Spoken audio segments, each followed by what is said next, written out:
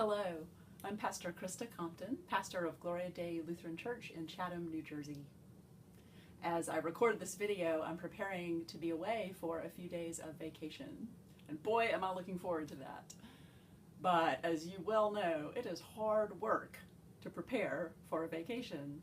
There's a lot that you have to do to anticipate being away. It reminds me of how very difficult it is to make time for true Sabbath rest in our culture. You know it's true. We talk about Sabbath, and in the Christian tradition we think of setting aside that one day out of 7 for worship and for rest and for being a bit more still.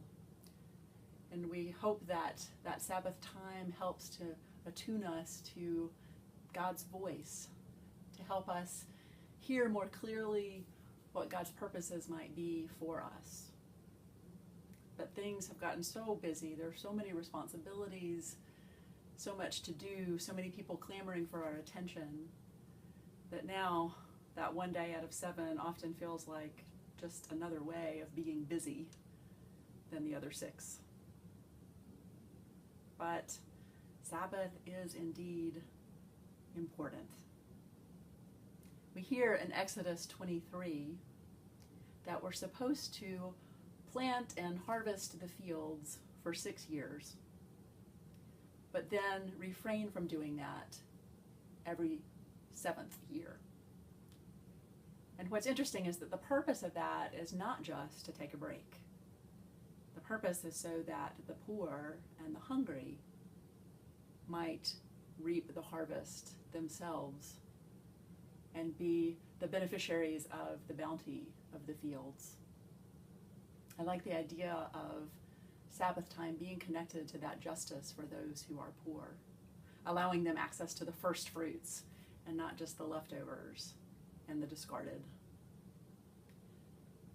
So I hope that in your own Sabbath time, it might allow you to think of ways that in our own time we can share our great abundance with those who are in need.